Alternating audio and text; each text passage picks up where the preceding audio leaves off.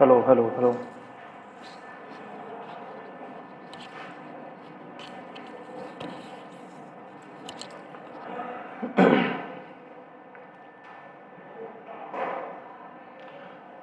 Hello students, तो continue करते हैं सीरीज को।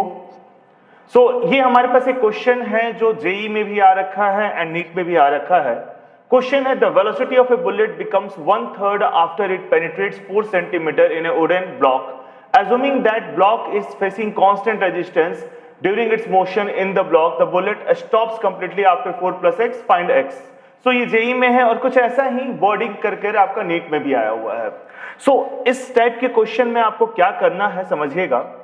पहले तो इस क्वेश्चन के लिए हमें जो कंसेप्ट जो पता होना चाहिए वो इक्वेशन ऑफ मोशन है। आई होप सबको ये पता होगा, v is equal to u plus a t, s equal to u t plus half a t square and v square equal to u square plus 2s। इसके अलावा इसमें एक और इंपॉर्टेंट होता है distance travel in nth second, d nth। In fact ये distance नहीं displacement होता है। जितने भी इक्वेशन ऑफ मोशन है इनके बारे में जो लिमिटेशंस है वो क्लियर होना चाहिए। ये सारे वेक्टर हैं और वैलिड है कांस्टेंट एक्सेलरेशन के लिए ही, वैलिड फॉर कांस्टेंट एक्सेलरेशन। जब वेरिएबल एक्सेलरेशन होगा तो आपको डिफरेंशिएशन इंटीग्रेशन यूज करना पड़ेगा, मैंने पहले बता रखा है वो, valid for constant acceleration, right. अब अगर हम इसमें देखते हैं, डी nth होता है आपका displacement in nth second u plus a by 2 into 2n minus 1। ये हो गया आपका डिस्प्लेसमेंट इन nth सेकंड का फॉर्मूला।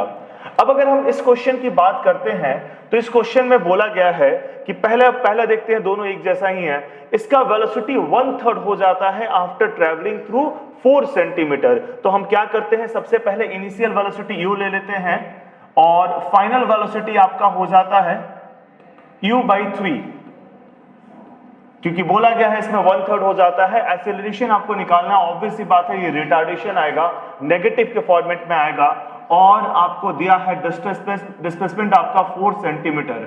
तो हम इसे 4 सेंटीमीटर में ही लेके चलते हैं। जो बाद में भी वैल्यू निकलेगा वो सेंटीमीटर में ही निकलेगा और क्वेश्चन में वो सेंटीमीटर में ही पूछा है। जैसे अगर हम देखते हैं इस क्वेश्चन में तो क्या फॉर्मूला लगाते हैं, फॉर्मूला लगाएंगे v square minus u square is equal to 2as। तो जब भी आपका बुलेट पेनिट्रेटिंग का क्वेश्चन होगा उसमें आपको एक से एक्सेलरेशन निकालना है और दूसरे में पुट कर देना है। इनफैक्ट रिटार्डेशन एक केस से निकालना है और दूसरे में पुट कर देना है। तो यहां पे होगा आपका u square by 9 minus u square is equal to 2 into a into 4। ये सॉल्व करने के बाद आएगा आपका minus 8 u square by 9 is equal to 8a, यानी कि a is equal to minus u square by 9। तो आपने एक केस से रिटार्डेशन निकाल लिया, ये आता है आपका माइनस यू स्क्वायर बाई 9। अब बोला गया है कि टोटल डिस्टेंस जब ये स्टॉप कर जाता है तो 4 प्लस एक्स है, एक्स की वैल्यू निकालनी है। तो ऐसा करते हैं, हम टोटल डिस्टेंस निकाल लेते हैं कितना होगा जब ये स्टॉप कर जाएगा। रिटार्डेशन जो आपने निकाला है माइनस यू स्क्वायर बाई 9, उसे हम यूनिफॉर्म लेकर चलेंगे तो रिटार्डेशन आपका हुआ minus u square by 9, acceleration हुआ यू स्क्वायर बाई 9।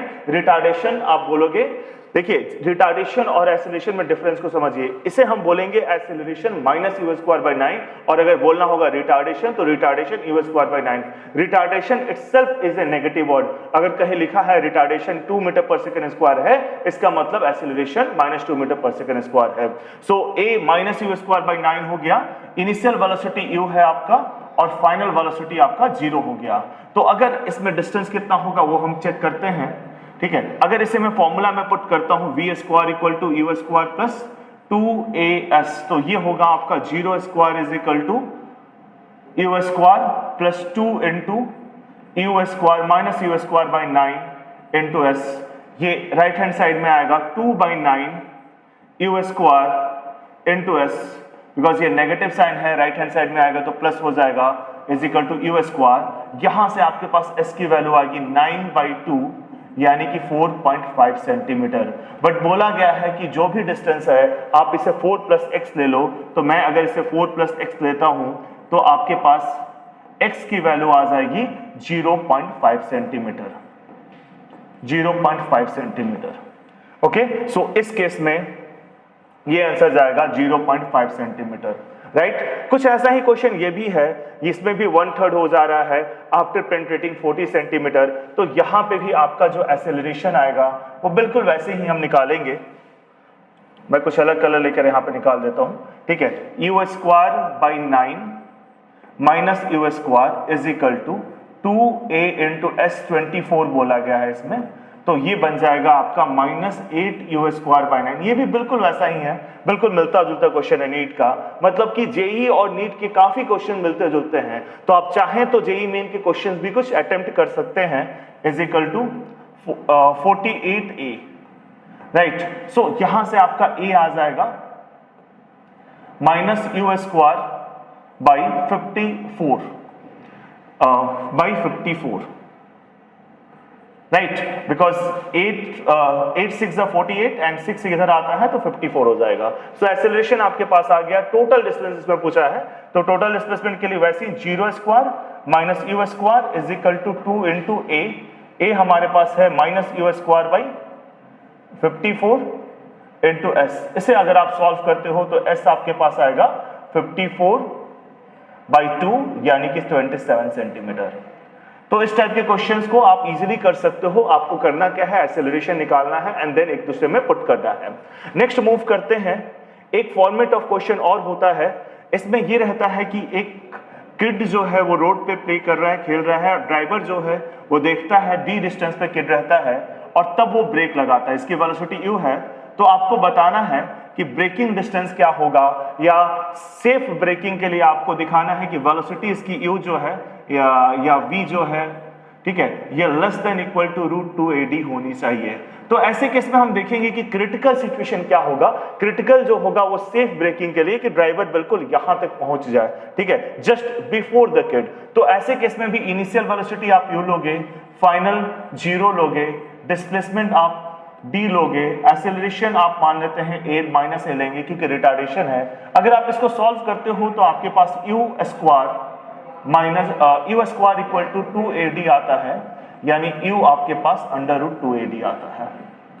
u आपके पास √2ad आता है, तो 2ad में तो ये बिल्कुल किड के पास पहुंचता है। For safe distance u should be less than equal to √2ad। I hope it is clear.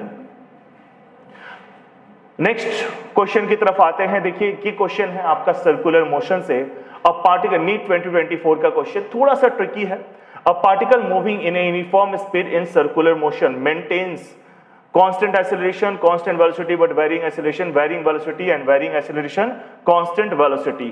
समझिएगा, सबसे पहले मैं आपको बता दूं ये सर्कुलर मोशन हुआ, यूनिफॉर्म सर्कुलर मोशन, ठीक है। अगर हम बात करते हैं यूनिफॉर्म सर्कुलर मोशन में भी हम बात करें पहले यूनिफॉर्म सर्कुलर मोशन की, फिर हम नॉन यूनिफॉर्म की भी बात कर लेते हैं। अगर हम यूनिफॉर्म सर्कुलर मोशन की, बिकॉज क्वेश्चन के थ्रू हम कंसेप्ट रिकैप कर रहे हैं, सो अगर हम बात करते हैं यूनिफॉर्म सर्कुलर मोशन का, तो स्पीड आपका कांस्टेंट है हर एक पॉइंट पे, स्पीड कांस्टेंट है, ध्यान रखिएगा। वेलोसिटी चेंज हो रहा है बिकॉज डायरेक्शन चेंज हो रहा है। तो यहां पे स्पीड v है और यहां पे भी v है और यहां पे भी v है। हर एक पॉइंट पे स्पीड कांस्टेंट है, स्पीड v है, लेकिन सिंस हर एक पॉइंट पे डायरेक्शन चेंज हो रहा है तो वेलोसिटी हर एक पॉइंट पे चेंज हो रहा है। यानी हमारे पास एक ऐसा एक्सेलरेशन काम कर रहा है जो केवल डायरेक्शन को चेंज कर रहा है। ऐसा एक्सेलरेशन, कोई भी ऐसा एक्सेलरेशन जो केवल डायरेक्शन को चेंज करता है, वो हमेशा वेलोसिटी के परपेंडिकुलर होगा। यानी इस पॉइंट पे इधर की ओर काम करेगा, इस पॉइंट पे इधर की ओर काम करेगा, इस पॉइंट पे वो इधर की ओर काम करेगा। सॉरी, CAC बोलते हैं इसे, AC सेंट्रीपिटल एक्सेलरेशन।